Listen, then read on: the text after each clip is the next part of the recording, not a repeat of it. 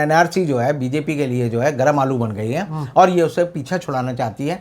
Bharatiya Janata party की एक strategy है कि किसी तरह इस मामले को हिंदू मुस्लिम नफरत की लड़ाई में बदला जाए और उसको जो है जय श्री राम और काली दुर्गा के नारे के बीच में बांटा जाए। भारतीय जनता पार्टी का चुनाव प्रचार जमीन पे नहीं है, सिर्फ वो 5-6 चैनलों पे है। नमस्कार, आदाब दोस्तों, हिंद वॉइस में आपका स्वागत है। मैं हूं इकराम, हमारे साथ हैं एडवोकेट रविंद्र कुमार जी।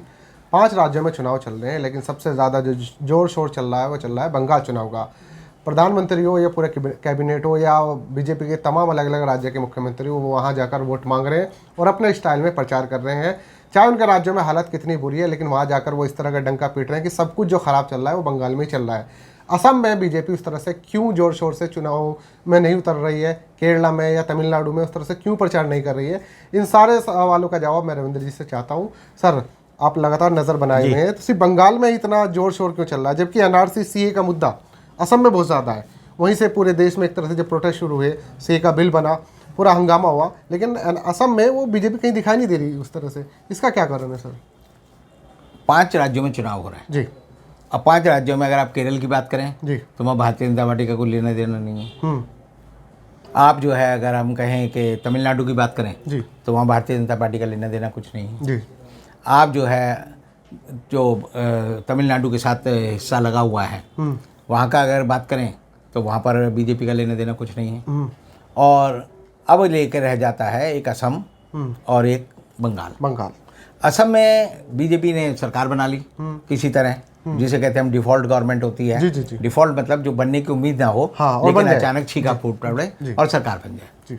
अब असम के चुनाव में भारतीय जनता पार्टी और लगातार जो है दूसरे देश के दूसरे हिस्सों में इसके संगठन एक ही बात उठाते थे कि बांग्लादेशी घुसपैठिए हिंदुस्तान में घुस आए हैं, इनको बाहर निकाला जाना चाहिए।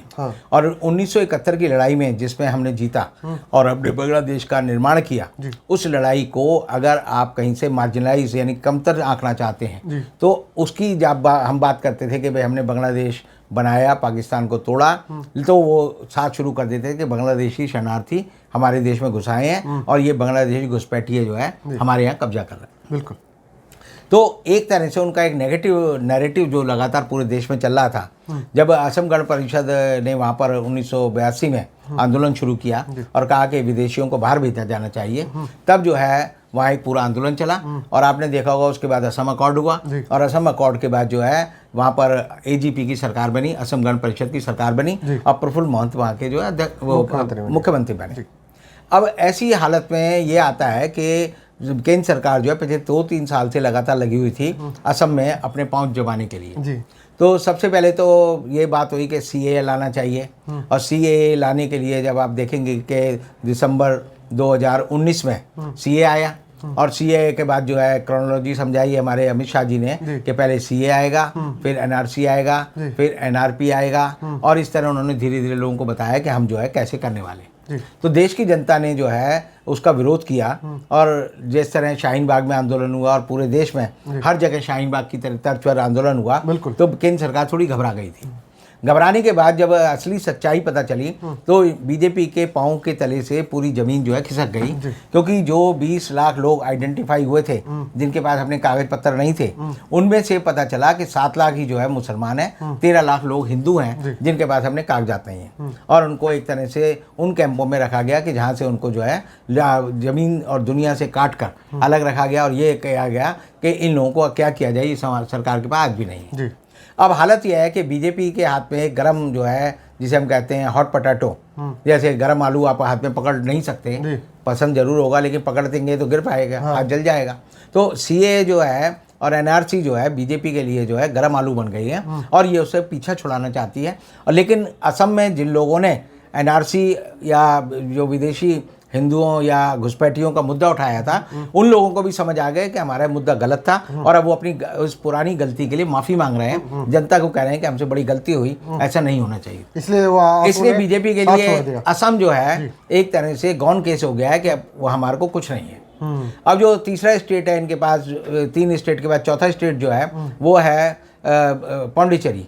पौंडीचेरी में बीजेपी का कोई लेना देना नहीं था, लेकिन उसने कांग्रेस के विधायकों को रिश्वत देकर उनको कहा कि तुम जो है इस्तीफा दे दो, और चुनाव से 1.5 महीने पहले उन लोगों ने इस्तीफा दे दिया। लेकिन तब भी ये सरकार बनाने में कामयाब नहीं हुए। लेकिन आज की हालत में भी इन्होंने जिन लोगों को अपने साथ शामिल किया है वो उसी तरह के लोग हैं, जैसे मैंने आपको हमेशा कहता हूं कि जैसे जेडीएस और कांग्रेस के जो लोग जो है कर्नाटक में गए थे और सीढ़ी पे फंसे हैं, ऐसे ही उनकी भी हो सकता है सीढ़ी वगैरह आ जाए, और इसलिए जो है वहां पर भी इनके लिए उम्मीद नहीं है। अब ले देकर जो है पंजाब का जो किसान आंदोलन है वो बढ़ा, और बढ़कर जो है वो उत्तर प्रदेश में, राजस्थान में, सब जगह फैल गया है। और उस किसान आंदोलन के लोगों ने कहा है कि हम पंजाब के लोग जो है वहाँ पर बंगाल में जाकर, यूपी के लोग बंगाल में जाकर जो है समझाएंगे कि सरकार जो है किसान विरोधी है, गरीब विरोधी है। तो इस तरह से बंगाल के चुनाव का जो पूरा परिदृश्य है वो एक राष्ट्रीय नहीं अंतर्राष्ट्रीय परिदृश्य बन गया है। उसके जो नतीजे हैं वो बड़े दूरगामी होंगे, पूरी दूर तक जाएंगे। भारतीय जनता पार्टी की एक स्ट्रेटेजी है कि किसी तरह इस मामले को हिंदू मुस्लिम नफरत की लड़ाई में बदला जाए, और उसको जो है जय श्री राम और काली दुर्गा के नारे के बीच में बांटा जाए। लेकिन ध्रुवीकरण की प्रक्रिया को रोकने के लिए जितने भी समझदार लोग हैं वो इकट्ठे हो रहे हैं।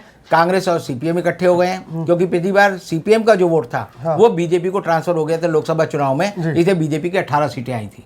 लेकिन आज के दिन हालत ये है कि बीजेपी के पास जो अपना कोर वोट भी नहीं बचा है, और ऐसी हालत में जो है मेरे को जो लगता है, मैं पहले भी कहता हूँ आज भी कह रहा हूँ कि बंगाल में ममता बनर्जी की सरकार बनेगी, सीपीएम और कांग्रेस दूसरे नंबर पर रहेंगे और भारतीय जनता पार्टी तीसरे नंबर पर पहुंच जाएगी। और ऐसी हालत में इनको जो धक्का लगेगा वो ऐसा धक्का होगा कि उसके बाद जो है किसान आंदोलन अपना जो है पूरा जो शबाब पे आ जाएगा, और सरकार को बड़ी दिक्कत होगी अपने आप को सिद्ध करने में कि हम पूरे देश में लोकप्रिय हैं या नहीं है।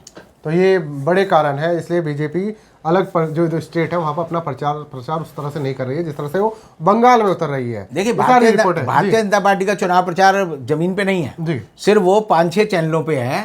वो जो है आज तक पे खूब जीत रही है, वो जो है जी टीवी पे खूब जीत रही है, वो रिपब्लिक भारत पे खूब जीत रही है, वो न्यूज नेशन पे जीत रही है, वो TV 18 पे जीत रही है, हेडलाइन टुडे पे जीत रही है। बाकी उसका लेना देना जो है जमीन पर नहीं है।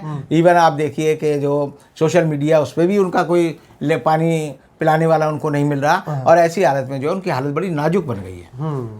इस तरह वो जो उनके मन में आए वो वहाँ जाकर बोल दे रहे हैं, और जिसका कोई लॉजिक नहीं बनता है, चाहे योगी जी जाएं या और लोग जाएं, कुछ भी बात करते हैं।